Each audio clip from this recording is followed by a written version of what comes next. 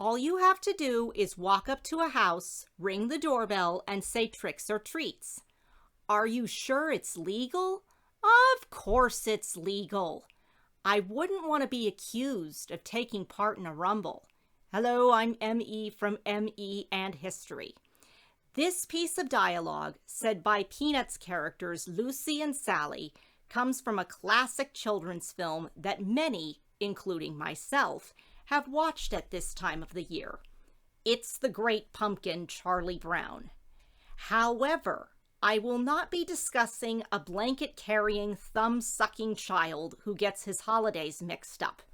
Nor will I be talking about a beagle who dresses as a World War I flying ace. Oh, no, no, no, my viewers. In honor of this spooky time, I will be talking about a Halloween activity that millions of kids partake in and year out. The activity in question? Trick or treating. Okay, fine. I know you were probably expecting me to talk about how jack-o'-lanterns came to be, or about how characters from Gothic literature made their way into Halloween, or even about why Halloween falls on October 31st. True, I could have chosen any of these topics, but I chose trick-or-treating because this fun-filled tradition has some surprising roots behind it. So don your costumes, grab your bags, buckets, and/or pillowcases, and follow me as we see what and who is behind each twist and turn of the story that is trick or treating.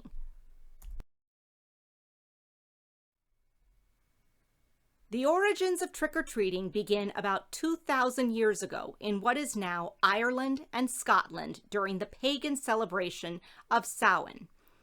On the night of this holiday, the Celts believed that the veil between this world and the next was lifted, allowing the dead and evil spirits to roam the earth. People would get together around bonfires where they would make sacrifices and pay homage to those who had passed away. But what to do about those frightening spirits? Well, in some of these celebrations, the Celts would wear animal skin disguises and leave food outside to keep said spirits away. A few centuries later, a custom known as mumming took shape. Like the early Celts did to ward off boogeymen, participants of mumming would dress up. But instead of animal skins, mummers dressed as demons, ghosts, and monsters. And instead of leaving food outside, mummers walked around and generated all kinds of mischief, hoping to get some goodies of their own in return. As Christianity took root in Celtic lands, pagan rites and Christian celebrations started to blend together. On All Souls' Day, bonfires were still lit and costumes were still worn, albeit at masquerades rather than by wandering groups. But did the lack of costumes stop mummers? No. Instead, former mummers took part in souling. In this custom, poor people, usually children, would go up to parishes or the homes of their wealthy counterparts. There, they were given soul cakes in return for the promise of offering up prayers for the souls of the homeowner's deceased ancestors. If the parishioners or rich people were in a good mood, kids were sometimes given money and other kinds of food and drink. Over time, souling turned into guising. Guisers, also kids, were given goodies too. But unlike souling, guisers were allowed to dress up, and they were not asked to say a prayer. Instead, the participants were asked to do something amusing. This request could range from reciting a witty poem, telling a goofy joke, or doing some other trick before receiving treats of nuts, fruit, and the occasional coin. If the requested activities weren't rewarded, the geysers would issue a warning of evil things to come. So how did trick-or-treating spread to the US and eventually around the world, you may ask? The answer to that question started in the mid-19th century during the Irish potato famine. When Irish immigrants arrived in America to escape hardship, they introduced traditions that gradually morphed into the Halloween we know and love today.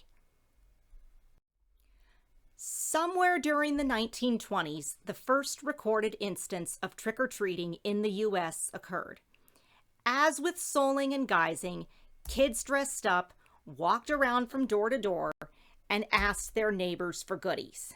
And if something sugary sweet wasn't handed out to them, the results could be, how do I nicely put this, destructive. When we think of Halloween pranks today, we think of relatively easy-to-clean messes like toilet paper being thrown all over the homes and foliage that make up your typical neighborhood. But in the 1920s, and especially in the 1930s, pranks ranged from serious vandalism to waxing streetcar railings. Authorities at this time rightly believed that Halloween was getting out of control and efforts were made to curb the dangerous pranks.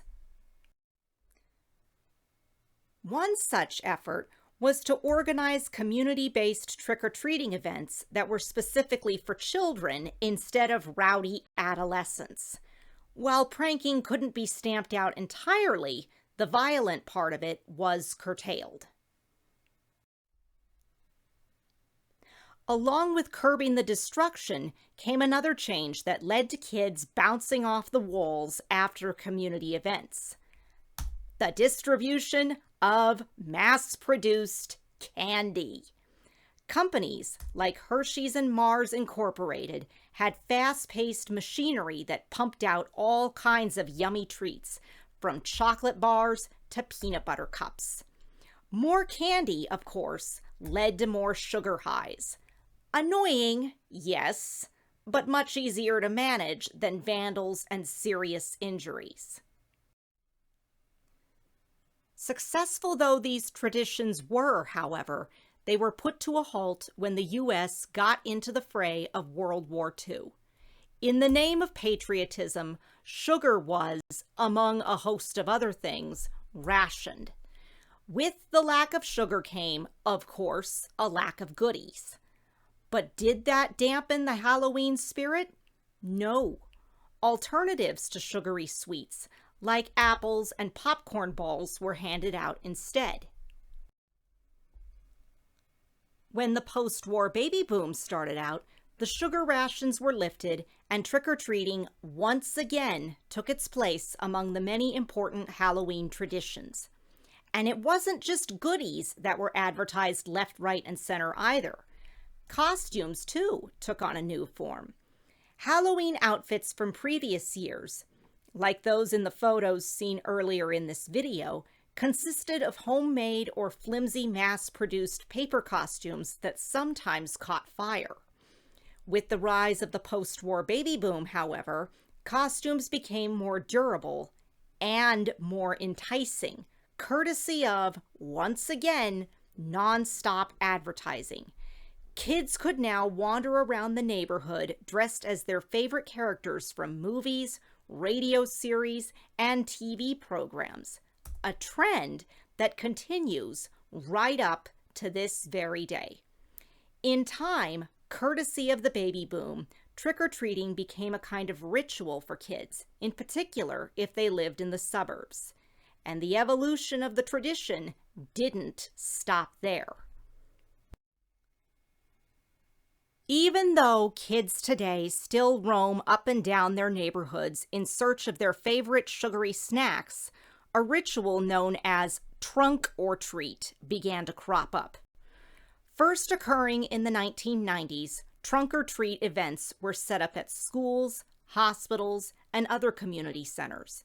There, kids went from decorated car to decorated car to obtain their goodies. Why trunk or treat, you may ask? You can thank safety concerns for that.